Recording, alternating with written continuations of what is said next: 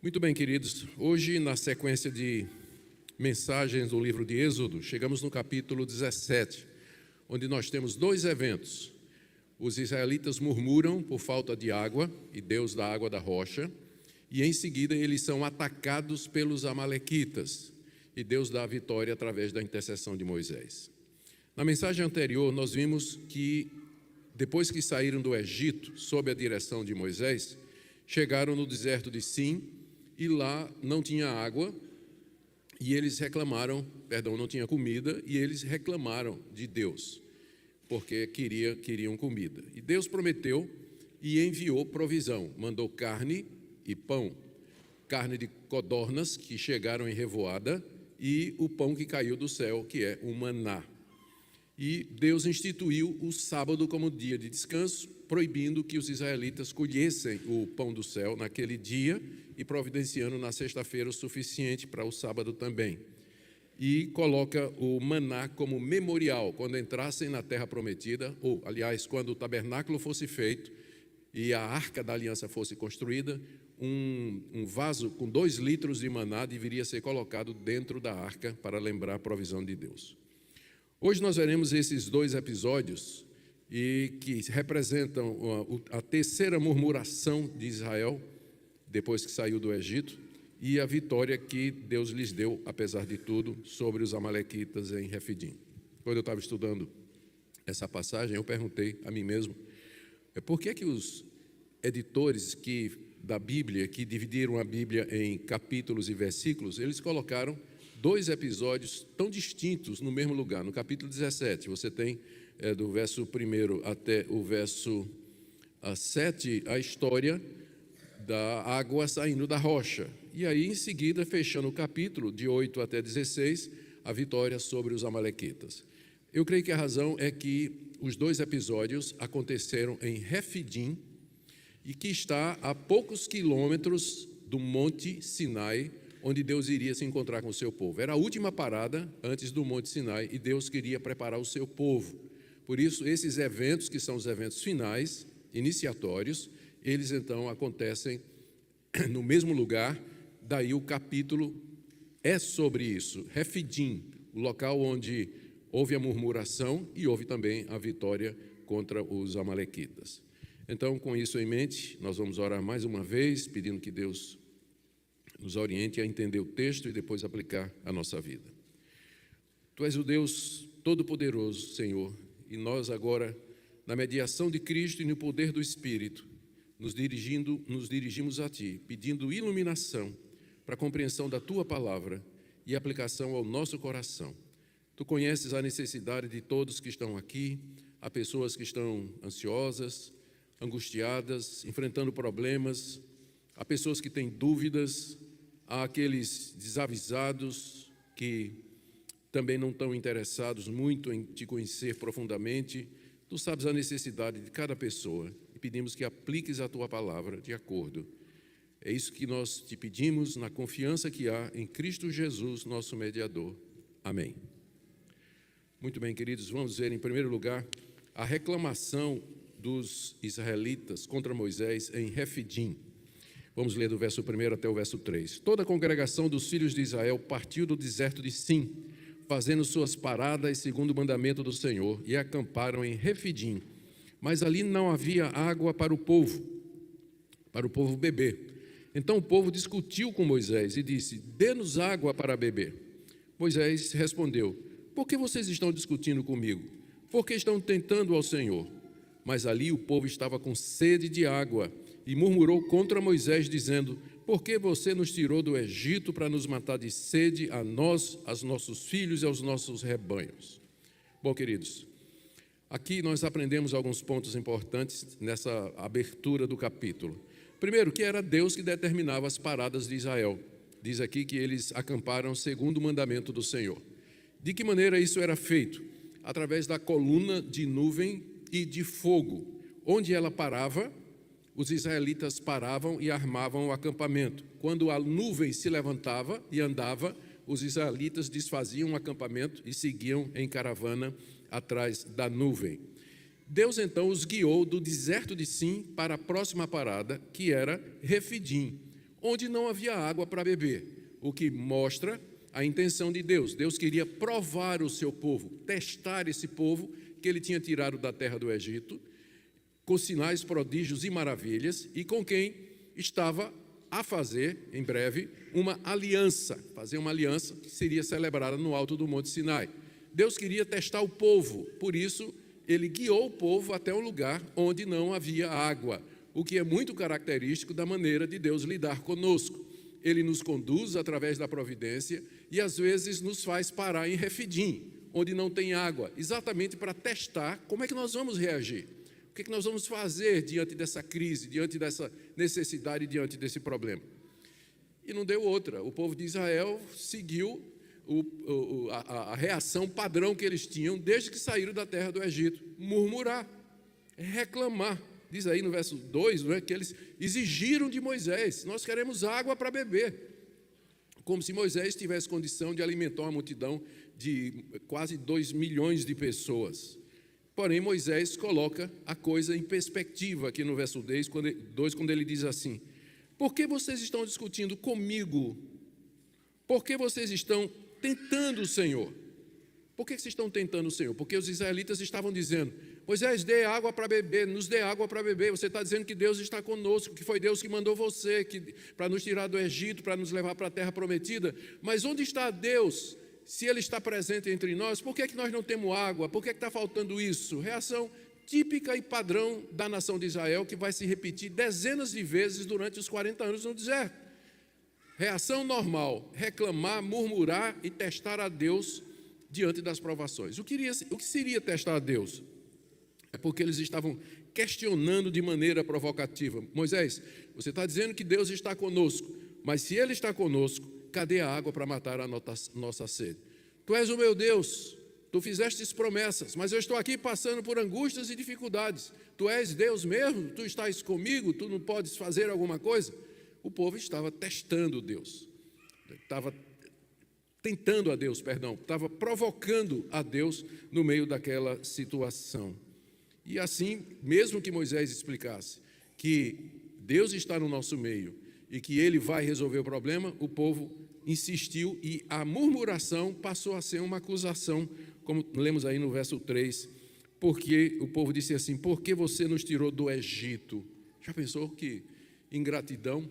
Depois de 430 anos como escravos no Egito, Deus os tira de lá, os torna o povo livre, e agora eles dizem: era melhor a gente ter morrido lá no Egito do que morrer de fome aqui no deserto de Refidim. E eles acusam Moisés de terem agido com precipitação e de maneira irresponsável. Você nos tirou do Egito para nos fazer morrer de fome aqui nesse deserto.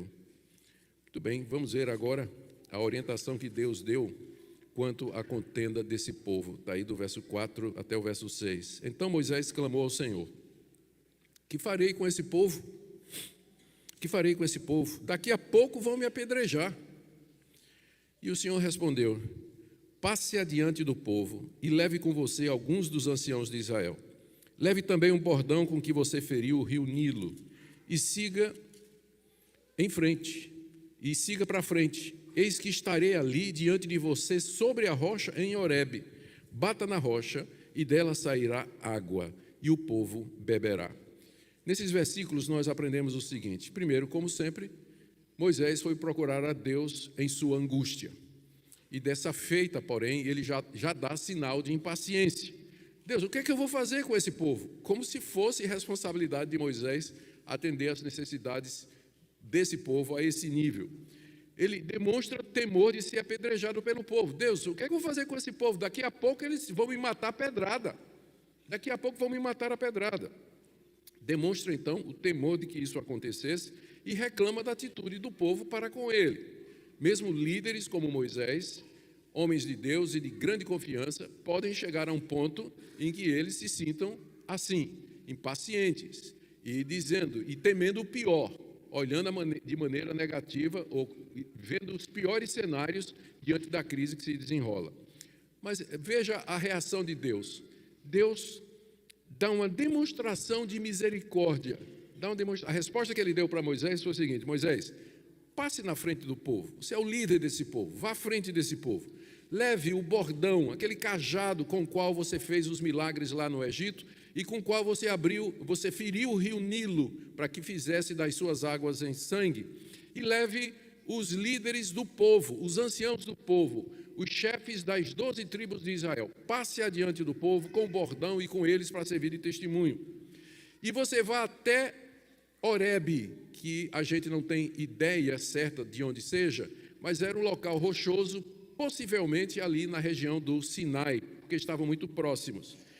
E Moisés então, e Deus disse a Moisés: e você bata no rochedo, bata na rocha, e dela sairá água. Veja assim o início do verso 6. Pega o cajado, passa à frente do povo, junto com os anciãos, e à vista de todos, você bata na rocha, lá em Horebe. Eu estarei lá esperando você. Provavelmente, Deus já iria na frente e estaria lá na coluna de nuvem, esperando Moisés juntamente com os anciãos. E Moisés deveria fazer aquilo que Deus havia feito. Deveria bater na rocha com o bordão diante de todo o povo, o rochedo de Horebe. E então, próxima parte, nós vemos como Deus sacia o povo com água no meio daquela situação. Verso 6, final do verso 6 até o verso 7. Moisés assim o fez na presença dos anciãos de Israel. Certamente exigiu fé, não é? Exigiu fé para fazer isso. Bater com uma pedra numa rocha na expectativa de que ela vai brotar água. Moisés fez isso na presença dos anciãos de Israel. E chamou o nome daquele lugar Massá e Meribá, por causa da discussão dos filhos de Israel, e porque tentaram ao Senhor, dizendo: está o Senhor no nosso meio ou não? Moisés veio até o rochedo, bateu nele com o bordão, um ato de fé, confiado nas promessas de Deus. Deus honrou a fé do seu servo, a rocha deu água em abundância, os israelitas vieram e se saciaram, e tudo isso serviu de testemunho para os israelitas e para os anciãos que ali haviam sido conduzidos por Moisés. E aqui eu aproveito para dar uma palavra àqueles queridos irmãos que vieram ou são de igrejas que dizem que Deus continua a fazer hoje os mesmos milagres que fez na Bíblia, e que se nós tivermos fé suficiente e orarmos, nós veremos as mesmas coisas acontecerem. Eu quero dizer que Deus continua o mesmo, é o mesmo Deus que tirou água da rocha, mas Deus não age da mesma maneira em todas as épocas. Moisés era o enviado de Deus, o legislador, ele estava para entregar a lei de Deus ao povo e era necessário que ele fosse atestado diante do povo como tendo sido enviado de Deus. Milagres como esse, eles não acontecem mais. Depois que aconteceu mais uma vez com Moisés, nem na história bíblica, nem na história da igreja, existe evidência ou momento em que alguém bateu com uma vara em nome de Jesus no rochedo e daquele rochedo saiu um rio que pudesse alimentar 2 milhões de pessoas. Vocês conhecem alguma história disso? Deus é o mesmo, mas isso não significa que Ele age da mesma maneira em todas as épocas. Esses sinais da Bíblia, eles tinham um propósito, que era atestar a revelação de Deus, que era Deus que estava por detrás do que Moisés dizia, do que Jesus estava dizendo, do que os apóstolos estavam dizendo. Os milagres estão ligados com a revelação. Uma vez que ela foi escrita, nós não esperamos que Deus abra um rio. Você espera que Deus já viu Deus abrir um rio para a igreja dele passar a pé seco? Sabe de alguma história de que Deus fez cair pão do céu 40 anos? Por que não? Porque esses milagres tinham um propósito na história. E uma vez cumprido esse propósito, uma vez que nós temos o registro desses milagres, os únicos milagres que você precisa crer são esses que estão registrados na Bíblia, dos quais o maior deles é a ressurreição de Jesus de entre os mortos. Eu sou chamado por Deus a acreditar no que a Bíblia diz. Se você chegar para mim e disser: Deus fez um milagre na minha vida, né, trocou meu dente cariado por um dente de ouro, eu não sou obrigado a acreditar em você, e não estou pecando contra Deus se eu não acreditar, porque a Bíblia me diz: estas coisas foram escritas para que vocês creiam que Jesus é o Filho de Deus. É suficiente. Mas pastor, Deus não faz milagres? Faz. Eu fui curado em resposta à oração de outras pessoas, uma experiência no início da minha vida.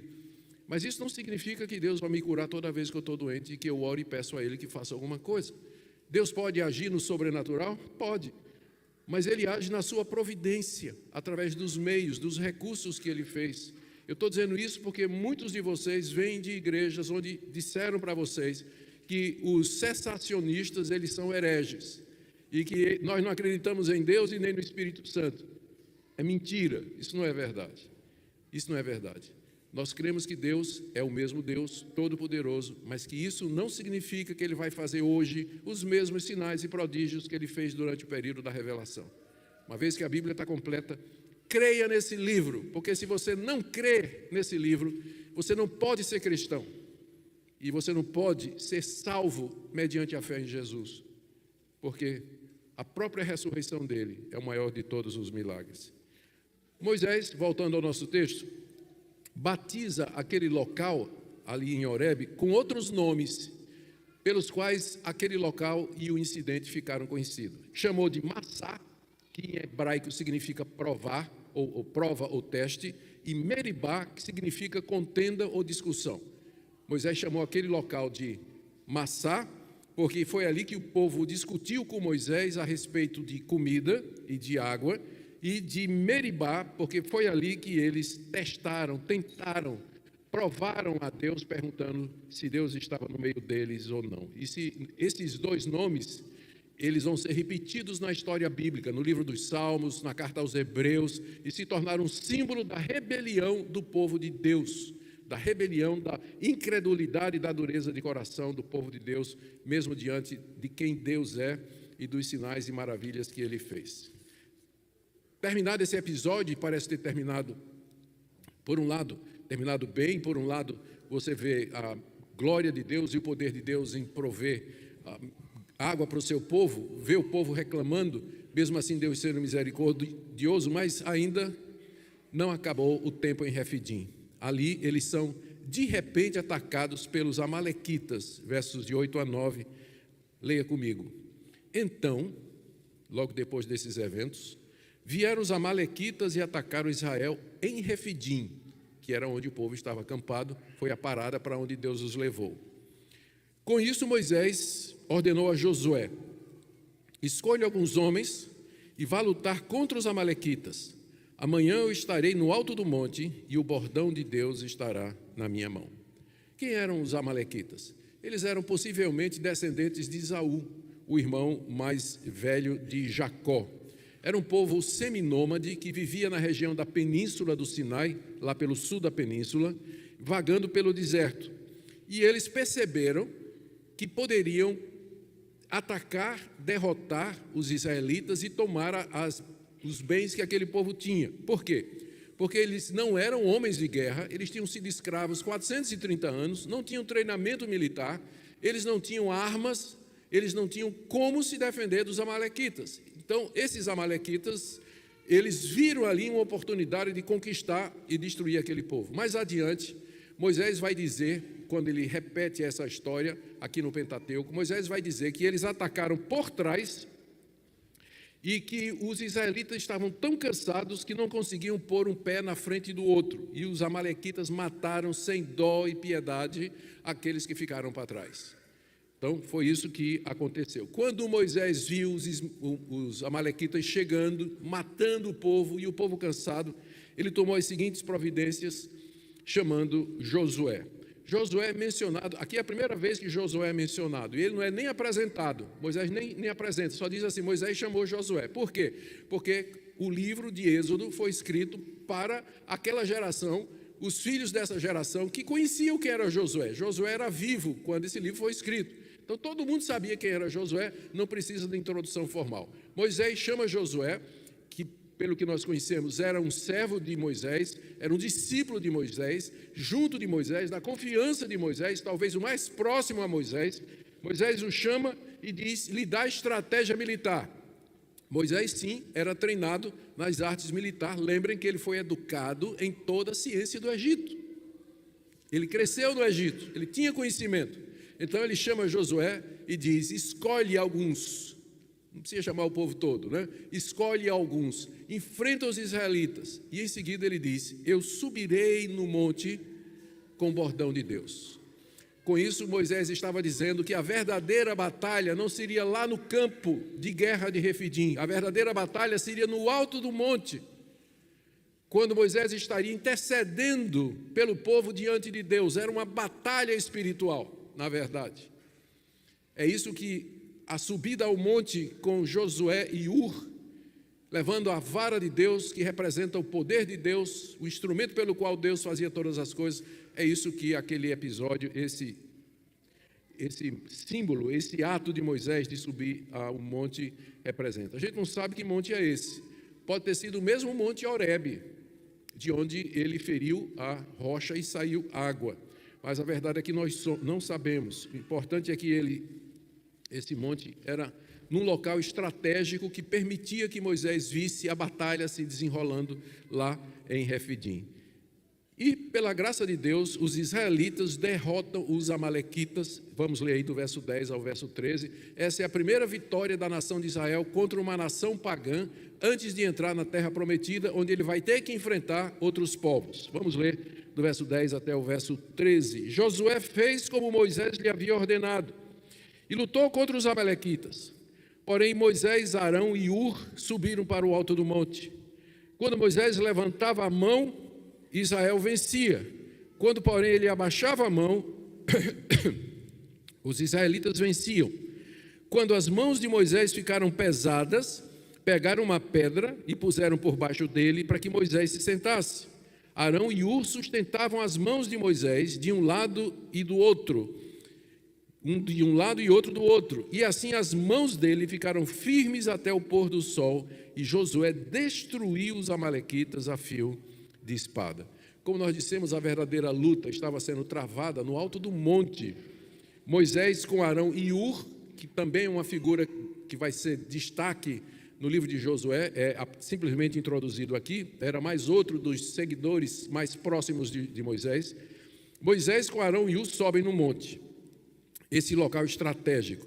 E ali Moisés intercede diante de Deus pelo seu povo. Ele ora ao Deus de Israel, dizendo: o Senhor nos tirou do Egito, o Senhor nos fez parar nesse lugar, um lugar perigoso que não tinha água, um lugar onde nós estamos vulneráveis diante dos inimigos. Nós somos o teu povo, o Senhor nos comprou, o Senhor nosso Deus, Deus que fez aliança conosco. Senhor, salva-nos, liberta-nos, guia-nos nessa situação, tem compaixão de nós, não nos entregue aos nossos adversários e aos nossos inimigos. E o símbolo da oração era exatamente mãos levantadas. A gente está acostumado hoje, na hora da oração, a fechar os olhos e baixar a cabeça.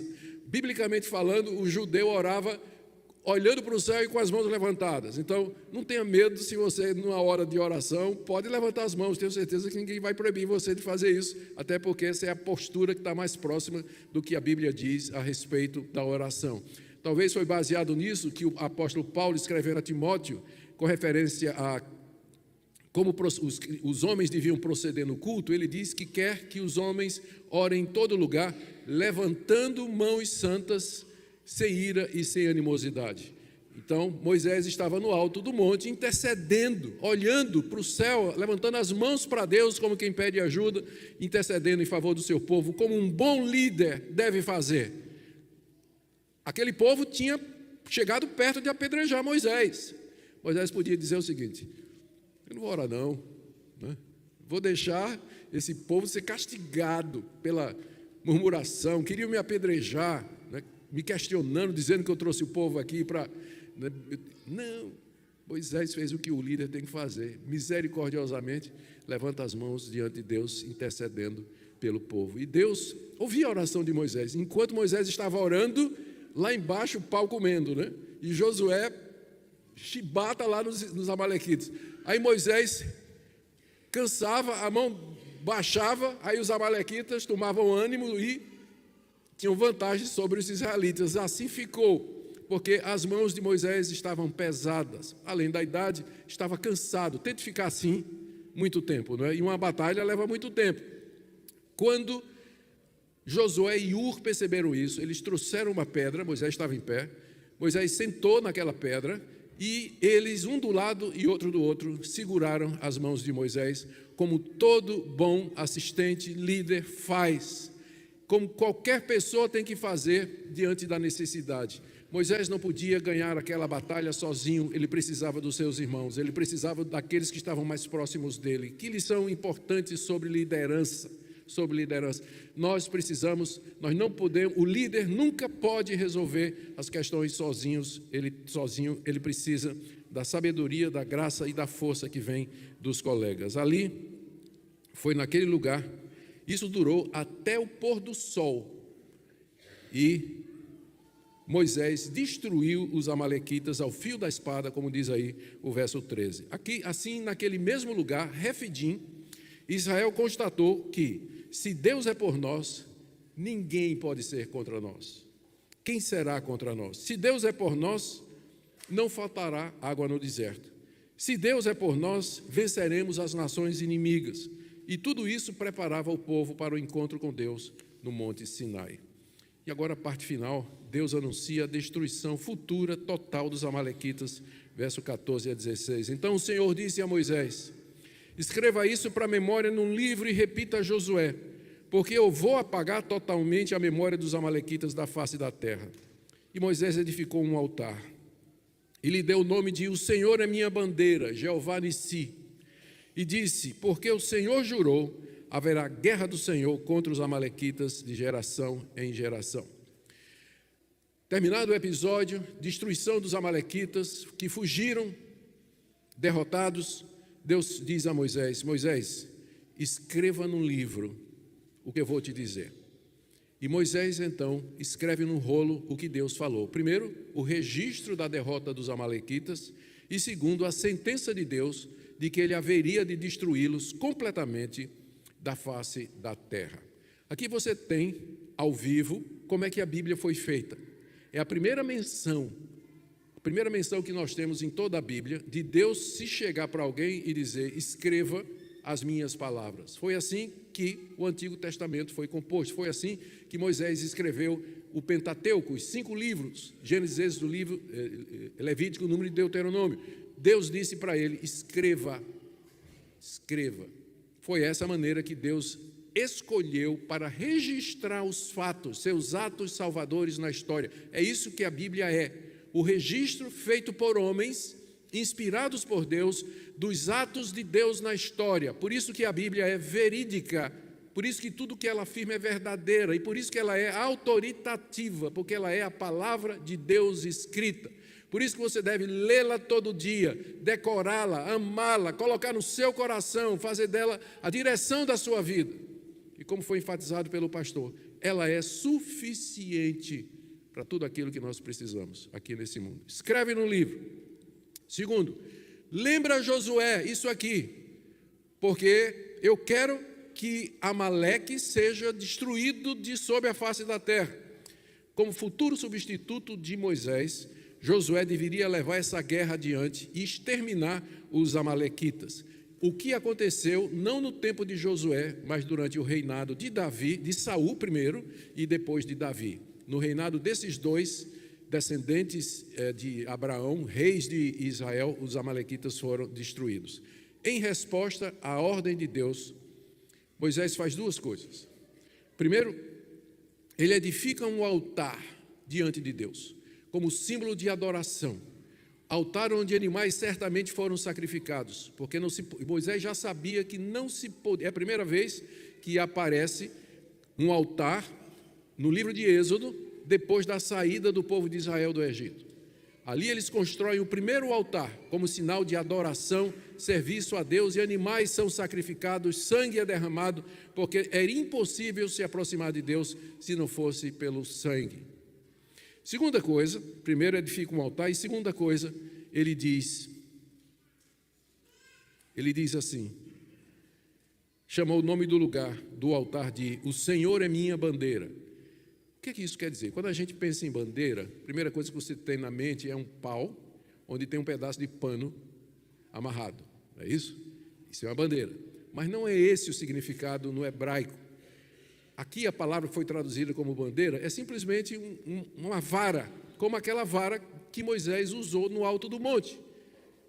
Quando ele diz, Jeová é a minha bandeira, ele está dizendo que poderia ser que o povo de Israel tivesse olhado para o bordão de Moisés e pensado que ele tinha poderes mágicos, que ele tinha poder para dar vitória, para tirar água da rocha, para abrir o mar vermelho. E Moisés disse: não, o nosso bastão que nos dá vitória é Deus, Jeová Nissi. Deus é minha bandeira, Deus é o meu bastão. Não fique pensando que foi a vara que deu vitória a vocês. E que lição preciosa para aquelas, mais uma vez, para aqueles irmãos que vieram de igrejas onde objetos são ungidos, onde objetos são considerados como tendo poder intrínseco, que se você tem um determinado objeto, você vai ser abençoado, você vai prosperar, e coisas dessa natureza. Não, Jeová Nissi, Deus é que é minha bandeira, Ele é aquele que me dá a vitória, é nele que eu confio, é Ele o meu libertador. Eu não confio em água benta, em imagem de santo, sal ungido, rosa de Saron, eu não acredito em absolutamente nada disso. Tudo isso é rubbish, como diriam os americanos. Isso tudo aí é conversa. Deus é minha bandeira, Ele é o que me dá a vitória, nele é que eu confio. E o livro termina, o capítulo termina com Moisés dizendo: Deus jurou que haverá guerra dele contra os amalequitas de geração em geração. Eu quero terminar trazendo uma palavra a alguns grupos aqui na igreja. Primeiro, uma palavra para você que tem murmurado e reclamado de Deus diante dos sofrimentos e dificuldades dessa vida. Alguns de vocês desenvolveram essa resposta padrão, essa reação padrão ao sofrimento. A dificuldade bate na sua porta, problema chega no casamento, finanças, documentação, qualquer outra coisa, e a sua reação é murmurar, reclamar, temer. Não endureça o seu coração como os israelitas. Conte as bênçãos, veja o quanto Deus já fez. Confie na provisão dEle. Ele é Jeová Nissi, Ele é a nossa bandeira, Ele é aquele que nos liberta, que nos dá a vitória. Pare de murmurar e pare de reclamar. Segundo, eu quero dar uma palavra aqui aos que estão aflitos e angustiados, como os israelitas com sede no deserto. Deus está no nosso meio. Os israelitas perguntaram: Ele está no nosso meio? Nós respondemos afirmando: Deus está no nosso meio. Cristo é a rocha ferida, cujo sangue nos perdoa. Havia uma interpretação rabínica para essa passagem lá no Monte Horebe, de que aquela rocha era uma rocha que acompanhava os israelitas durante o deserto. E Paulo pega essa passagem, lá em 1 Coríntios, capítulo 10, e diz: e a rocha era Cristo. Cristo era a rocha. Então Ele está no nosso meio. Ele é aquele que foi ferido e de quem saiu água e sangue para perdão dos nossos pecados. Então não tenha medo, não receie. Jeová Nissi, a rocha ferida. O Deus verdadeiro está no meio do seu povo. Uma palavra para aqueles que não veem valor no Antigo Testamento. Muitos de vocês não leem o Antigo Testamento. Vocês acham que o Antigo Testamento, alguns acham que o Antigo Testamento é lei, é difícil, e que agora nós somos cristãos, para nós é o Novo Testamento. Não. Olha o que é que o apóstolo Paulo disse em 1 Coríntios 10, verso 11, se referindo àqueles episódios que eu acabei de narrar aqui. Estas coisas aconteceram com eles para servir de exemplo e foram escritas como advertência para nós, para quem o fim dos tempos tem chegado. O Antigo Testamento foi escrito como exemplo e advertência para nós que vivemos já no final dos tempos. Portanto, o Antigo Testamento é necessário. Romanos 15, 4, Paulo diz: tudo o que outrora foi escrito, para o nosso proveito foi escrito, para que, pela paciência e consolação das Escrituras, tenhamos esperança. Você precisa do Antigo Testamento. Ele foi escrito para você, para nós, seus exemplos, suas histórias. É o mesmo Deus, é a mesma aliança, é o mesmo Salvador. Estude a palavra, leia a palavra. E minha última palavra é para os líderes da igreja, pastores, inclusive esse que vos fala, presbíteros, diáconos, líderes de ministérios. Queridos, o que é que a gente aprende sobre liderança dessa passagem? Sejam pacientes com as reclamações do rebanho. Sempre vai ter ovelha chata. Ou como já disse alguém, no zoológico de Deus cabe todo tipo de bicho. Nós somos chamados para pastorear gente gente marcada, gente sofrida, gente com cicatrizes, gente passando por problema. Então, paciência, paciência. Em vez de dizer, esse povo está prestes a me apedrejar, faça como Deus, Moisés, cala a boca, passa à frente, fere a rocha, dela vai sair água. Fala de Cristo para esse povo. Ensina esse povo a viver na dependência de Jeová em si. Tragam diante de Deus as murmurações do povo. Às vezes o líder esquece disso, ele fica tão aflito com os problemas, tão angustiado, que ele esquece a coisa mais importante, orar. Como Moisés fez, interceda por esse povo, até você cansar. Quando você cansar, chame outros para orar com você. Mas não paremos, nós, líderes da igreja, não paremos de interceder e de orar por esse povo querido. Precisamos pedir ajuda quando estivermos cansados, porque a gente cansa. Às vezes a igreja não entende isso, mas a liderança cansa. Ela se desgasta, ela se abate, ela desanima com os problemas, que não são poucos. Precisamos de ajuda, que vocês ergam as mãos conosco diante de Deus, suplicando, intercedendo pelo rebanho em oração. Queira Deus, queridos, aplicar essa palavra ao coração dessa igreja amada. Você que está nos seguindo pela internet, nos assistindo, os queridos irmãos que nos visitam nessa manhã, que Deus use essa palavra no seu coração para abençoar, orientar e instruir conforme a necessidade.